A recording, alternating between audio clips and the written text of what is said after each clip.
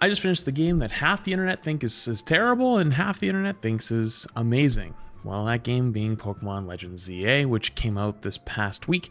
And for those who don't know, I'm a pretty big Pokemon fan. I've been a pretty big Pokemon fan for a very long time, but I don't like Nintendo. If you've seen a lot of my stuff in the past, you probably know that too. And you might say, how is that possible? Well, unfortunately, I liked Pokemon before Nintendo started doing all the stupid shit. And it's like my favorite game franchise and favorite series since I was a child, so it's a bit of a conundrum in that department. That said though, whenever I play a Pokemon game, I have a lot of nostalgia and a lot of love for the series, but I also think that I can look at it in some light and go, yeah, there's some goods and some bads that are in here, and I wanted to finish ZA first before giving my own thoughts on it, because if you opened anywhere on the internet, it was either the greatest thing that was ever invented or the worst game that's ever come out in the history of video games. And so with me just finishing it, first off, spoilers, there's going to be major spoilers. If you haven't finished it yet and you don't want things spoiled for you, now is your warning. Some of the biggest controversies around this game are the city sizes. Pokemon games should have more to them, and the Switch 1 versions being a little bit finicky. Some people fall through the map, some people said they have no issues, but honestly, none of those things were big issues for me, other than maybe the one where Pokemon games should have more to them. If you've looked into the budgets at all, other than, of course, the one where Pokemon games should maybe have more to them.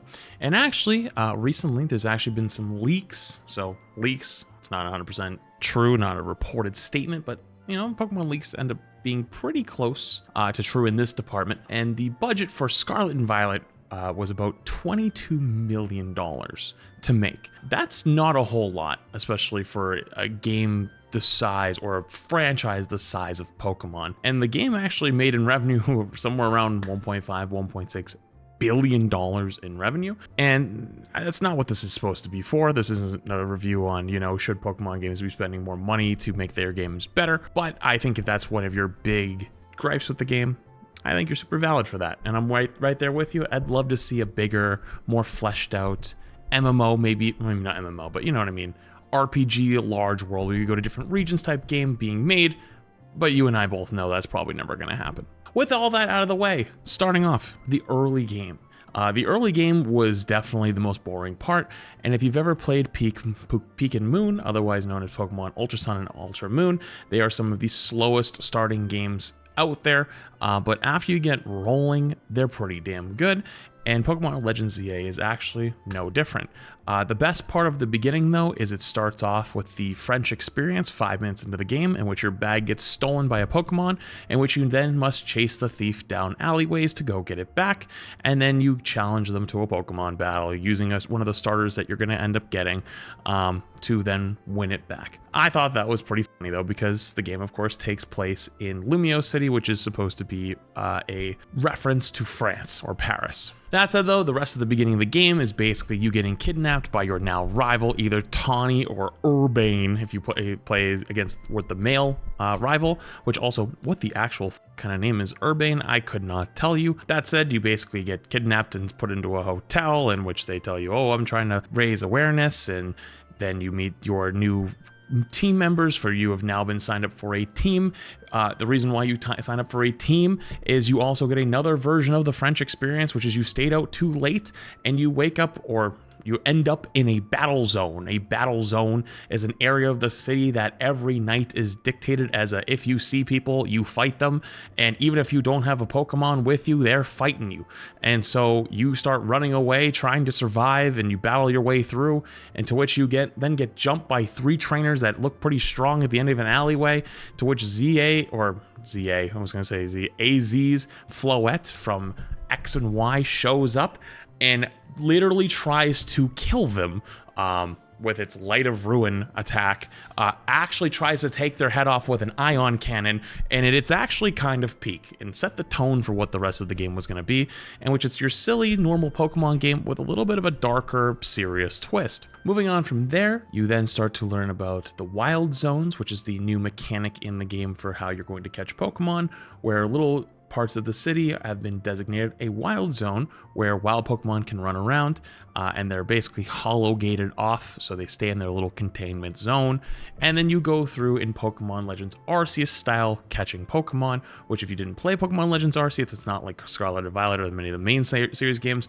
You can sneak up to them, just throw a Pokeball off their forehead. You don't actually have to battle them unless they don't catch. If you throw too many balls, you anger them, and then you have to wait for them to calm down. I actually enjoy this style of catching way more than the main series catching, and it makes sense for the Legends games because a lot of the time they want you to complete like some type of research task. In Legends Arceus, it was like you catch a bunch of them to like learn more about the species. In Legends ZA, there's a Pokemon professor, which I'll talk about in a minute, who wants to learn more about the Pokemon specifically in the wild zones to see how they're adapting to the city. And you either need to like, there's a bunch of different challenges where you like catch fire types, and it endlessly goes up, and you get points for them, in which the points then are traded in for TMs or other cool items like XP items. And they're pretty strong TMs. Like once you get past like the first 10 or 12, it's like you're getting into like fire, like flamethrower, thunderbolts, earthquake, shadow claw. I think shadow claw is actually really early, so it's really worth doing, and it rewards you for running around and actually catching them all, because I've always never been the Pokemon player who likes to catch them all. I like to beat everyone's fucking ass, and that's the only way I like to play the game. I like to log in, I level up, I beat every trainer as fast as I physically fucking can. I get to the trainer, I smoke his ass, I do the end game, and then I'm done. Not everyone plays Pokemon that way though. And the way you do go through smoking everyone's ass and climbing your way up the ladder is through the ZA Challenge, the Pokemon ZA Challenge, which is basically the mainline story.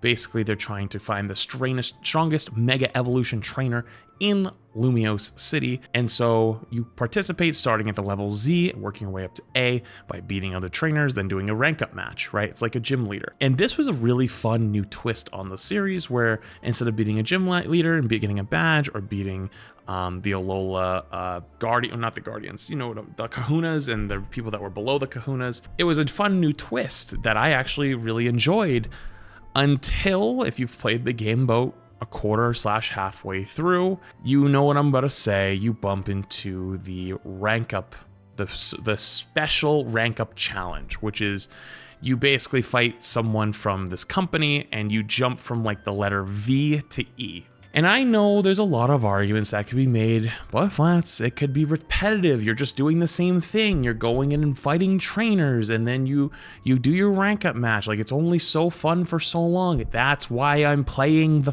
game. I was looking forward to actually going from Z to A. I don't want to jump half the alphabet. I want to work my way up all the way through. And you know what the best part of that is if that is the way it was done, the scaling towards the end of the game and the higher level Pokemon would have been even higher, because most Pokemon games typically finish where your end game fights somewhere in the 60s, maybe the low 60s, and this game was no different, unless you had Boyce, the goat, from your trade, absolutely smoking everyone within your path, and was probably 10-15 levels higher than the rest of your team. Newsflash, that was mine till the end game, and unfortunately I had to replace him with a Metagross. That said, I kind of really wish they hadn't done that. That was probably my biggest gripe with the middle of the game. But I wanted to at least make a note here, because if that was something that upset you, it upset me too. As we progress on with the game, we learn more about all the characters. The characters in this game are actually pretty fleshed out for a Pokemon series game. Are they quite as fleshed out as Pokemon Legends Arceus? I don't know about that one, but they were pretty damn good. Your rival Tawny, finding all out more about her, / finding out about her gambling dealings. Not actually gambling, it's actually like a takes out a loan, but it's kind of a fucking moron. And I go from loving / liking the rival a lot in the first half of the game to, wow, you're actually a piece of shit. Stay the fuck away from me. Naveen is quite possibly the most insufferable person in the game for quite a while, until you meet a few others, until you get to your last team member of Team MZ, which is the team you're fighting on in the ZA tournament. My goat, the goat of the entire game, Lida, who realistically just came to the city wanting to learn how to dance and be a dancing star, and for some reason is just unbelievably, unfathomably based. It's the only person who actually pays attention half the time, calls out half the people for their shit, is actually there to try to back you up, doesn't want to evolve her Staryu into a Starmie for the Mega Evolution because she actually just enjoys the Staryu and thinks he's really cute and doesn't want to evolve him unless he wants to.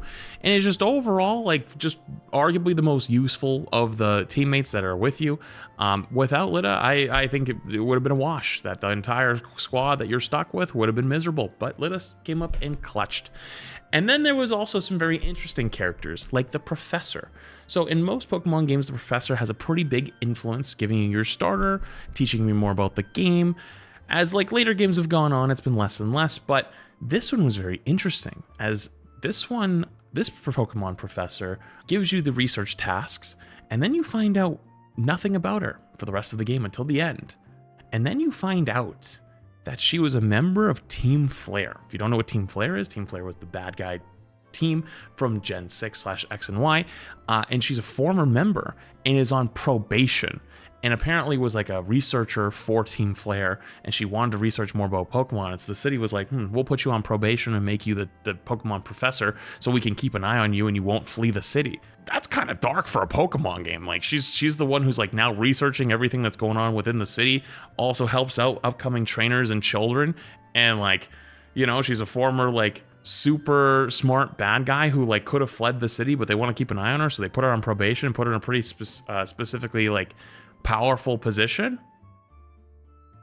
Hey, I wasn't familiar with your game, Pokemon. But the one thing I was familiar with Pokemon's game is the classic fashion, the abandoned Pokemon evil geniuses base of Team Flare that you found back in the original X and Y still exists. It's abandoned, but you can just walk into it and there's a whole quest line that is involved down there. And I'm like, man, this area down here was involved in trying to revive and use the super weapon, the secret weapon, the ultimate weapon, the weapon that literally was used to wipe out hundreds of thousands of people in Pokemon like years before, like thousands of years before, and almost did it again. Surely we'll just leave that lab like fully intact, just unsupervised, right? Typical Pokemon nonsense in that department. But also typical Pokemon nonsense, wrapping up just the middle of the game. I have to really say something about the Naveen arc with Canary. That was bad. Like, my chat was memeing me because I streamed the whole game and was like, oh, what's it like to look in the mirror? And it's like, you know, because like the whole streamer arc, that was horrible. Like, I don't know why they went so hard on like, it was like almost like they tried to force idol culture onto it, where it was just like her basically gassing herself up the entire time and being like, you know, like, oh, you guys are lucky to meet me. And then Naveen is basically all in on it, and I was like, dude, this is bad. So like, if you played that series and it made you feel a little weird, hey, you're not alone. I just wanted to throw that one out there.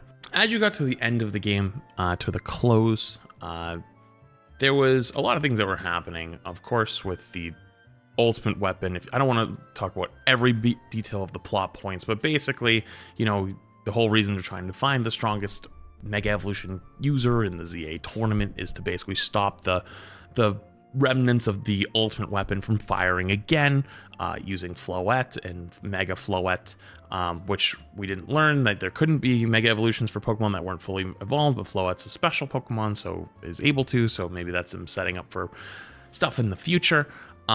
And then, of course, fucking your rival Tawny / Urbane, whatever the fuck, you fight them at the end to see who's the strongest Mega Evolution user, and guess what? You win, and then they still stomp their feet and go, no, let me do it. Let me do it. Let me be the one. And like, you're not like an asshole, so you're like, okay, you can go. And then everything goes to shit. So it's like, well, we could have sent the actual strongest and probably nothing would have happened, but we sent the second strongest and now we're fucked. So like, I don't know, it felt really weird that they spent the entire game basically trying to catch up to you, and then they didn't catch you at the end and they still got their way. That felt kind of really odd to me overall. But the rest of the squad that shows up, all the people that you had been fighting throughout the series, from Canary to, oh my god, I'm trying to remember all their names, Genesis and her assistant, a couple other, like everyone else, the cool ass Yakuza guy and his squad with the human ladder. That was peak. The way they brought like everybody around together at the end to like help you reach the tower. Just a classic Pokemon example of like bringing all the rivals together and everyone working together for a good goal. I thought they wrapped it pretty good, and by pretty good I mean pretty sad, because the death of AZ kind of hit like a truck. I don't know if it did for anyone else.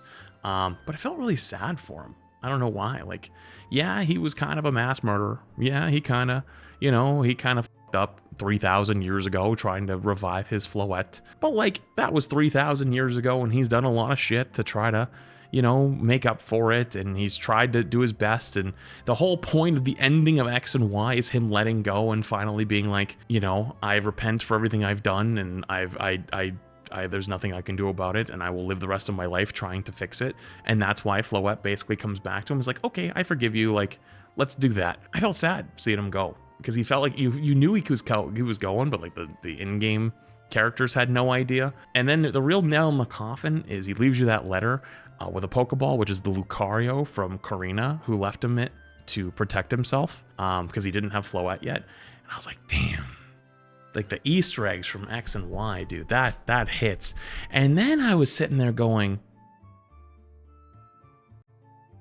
where did Clement and Bonnie go? They were the gym leaders under the tower. They got kicked out by the fucking Corpa people. Where the fuck they go? And I saw some Twitter screenshot that talked about some random person on the street being like, oh yeah, the gym leader and his sister that used to be here were great, and now they're like, they said something like they're gone now. And like, they were like, what do you mean they used to be great? What happened? Did they die? Don't know what the fuck's going on with that one. Overall though, I thought the story was really good, and I enjoyed it. Not my favorite Pokemon game of all time, but it was really, really good. Not as good as Arceus, in my opinion. Personally, I think I liked it better than Scarlet and Violet, and personally, I think I liked it better than Sword and Shield. That might be crazy to say. Arceus for me was a little bit special because it was their first deviation from the core gameplay loop, and that sense of wonder of exploring the alpha Pokemon and like the danger that came from running around in the wild, and you're also in the ancient past, and like shit gets real. Like, the town that you spawned in, like, you don't fight Pokemon with other Pokemon. Like, they were fighting them with spears and shit. Like, they were like actual like cavemen, like trying to defend themselves, like from like ancient animals. Like, that shit was crazy. The same fear doesn't really hit in ZA. You know what I mean? Like, yeah, there's an alpha fucking Metagross or alpha Salamence chasing me. But you know what? I'm actually kiting him around laughing at him while I try to catch him. You know what I mean? Like, I don't think the same thing would have happened with the Garchomp, for example, in Legends Arceus. Final notes as well. I also wanted to mention the Rogue Mega Evolution bosses were actually really fun. And I'd say the best ones were like the Elden Ring style bosses, where you were like they were flying around, and if you had a flying type Pokemon, you could fly up and catch them. If you didn't, you were kind of cooked. Or when they would sometimes like go outside of the arena and like Elden Ring boss style, like start flinging shit at you, and you either had to call them back, start running, or like you left them out there and they probably ran into shit because they were stupid. That was the other thing, is the mechanic, like the AI of the Pokemon was sometimes a little dumb, and like depending on where you were standing when you launched the attack, it would try to come to you. So like if you're trying to run around and kite the giant kaiju monster and you hit like an attack and he's standing right next to him, like your Pokemon will run across the entire battlefield to go stand where you're standing to then launch the attack. And it's like, dude, just launch it wherever you're standing, dude. What are you doing? So like little things like that, I guess, were kind of annoying, but like for their attempt at doing a different version that was also like probably kid friendly and also easy to pick up, I thought was pretty damn good. And also the battle mechanics overall, I enjoyed them. I will say though, I think I did like the Legends Arceus style of like strong style, fast style better, or normal style, or whatever it was called. The timers thing was like, it was okay. I did like the ability to like run around though, and like, change where they're standing, and if like they're a physical attacker, like kind of like kite away a little bit. I thought that kind of stuff was fun, but also like the wild Pokemon never want to fight your Pokemon. They want to fight you. They want to throw hands with you, and they will chase you to the end of the earth. If you don't know what I'm talking about, go to like Wilds Area 17 with all the Pyroars. Throw your Pokemon out. They don't care. They don't give a fuck about whatever Pokemon you threw out. They coming for you. That said though, I think if I had to give this game a rating, for myself personally, I'd probably give it about an 8 to an 8.5. And that's because I am a Pokemon fan. And if you don't like Pokemon games, quite frankly, I wouldn't be surprised if you don't like the game / you picked it up and you probably just didn't enjoy it in general. And I also think that, sometimes when you get into the online discourse of these types of things, you get the people that are like, oh, just play Digimon, because like apparently like a new Digimon game is apparently really cool, but I don't care about Digimon. I never have any connection to it, and I don't play Pokemon like I play hero shooters, right? Like I play a hero shooter because I like the gameplay loop and the feel of like the actual fights of the gameplay. I do not care about the fights between the monsters, you know what I mean? Like I'm not playing it because I want to play a pocket monster fighting another pocket monster. Like I want to play it because like it's fucking Pokemon slash like the story slash the mons that are in it and the world that it's in. So that's my 2 cents on that one. But overall, I would say that was probably one of the better Pokemon games in the last few years. Arceus put it in its own category because Arceus for me was like a 9.5. One of the best games for a long time. Arceus was my longest stream ever. Before, when did Arceus come out? Was it 2022 or 2023? I'm gonna look it up. 2022. So January 28th, 2022. So that was pre-Overwatch 2 for me. Yeah, so that was my longest stream ever before Overwatch 2 had come out. I streamed it for 19 hours, I believe. And that was by far my longest stream ever. And up to that point, I had not even cracked 12 hours. That's how much I loved playing that game, and it was so much fun. Didn't have the same experience with ZA, and I think that's okay. Scarlet and Violet was fun, just not to that level. Sword and Shield were fun, not to that level. I would say I haven't had that much fun than maybe either other than Arceus, maybe the Gen 3 remakes, Omega Ruby and Alpha Sapphire. So overall, though, I thought it was a really fun Pokemon game. And I actually, as a little post note, I watched a video from Wolfie, who was talking about why he thinks that this was actually like a bit of an experiment for Pokemon Champions, and how the main series Pokemon games are starting to age a little bit too hard, and that that the basic mechanic of like 4 moves slash like turn-based battle has probably been like fleshed out as far as it possibly can go, and it's at its like peak right now where like it can't improve any further. So this is like a way to take it further in the future while also like separating like the casual and competitive experiences in some way. I would recommend you watch his video on it. He's obviously better at explaining it than I am, and I was like, that's actually a very interesting perspective, because Pokemon Champions might be their attempt of like trying to keep the more purist competitive slash like, you know, love the people who love like the core gameplay of what Pokemon is now, like Scarlet and Violet, Sword and Shield, but also capture more of the casual audience, which I think I'd probably fall into, of Arceus, Legends ZA, that I've enjoyed it being shooken up and mixed up a little bit. So who knows? But overall, though, I'd have to say I give this probably about an 8.5, give or take a little bit. And if you enjoyed this game, I hope you had fun. If you don't enjoy the game, or you don't like the game, or you hate it for whatever reason, that's okay too. I'm not gonna make you play it. I'm not even gonna tell you to play it. I'm just gonna tell you that's totally fine. I got no problems with that at all. And you should play the games that you want to play. But I just finished this one, and I think the whole playthrough should be uploaded soon. I don't know if it's gonna go on TV or if it's gonna go on my main channel. Who knows? But there you go. I want to do a little review of Pokemon Legends ZA.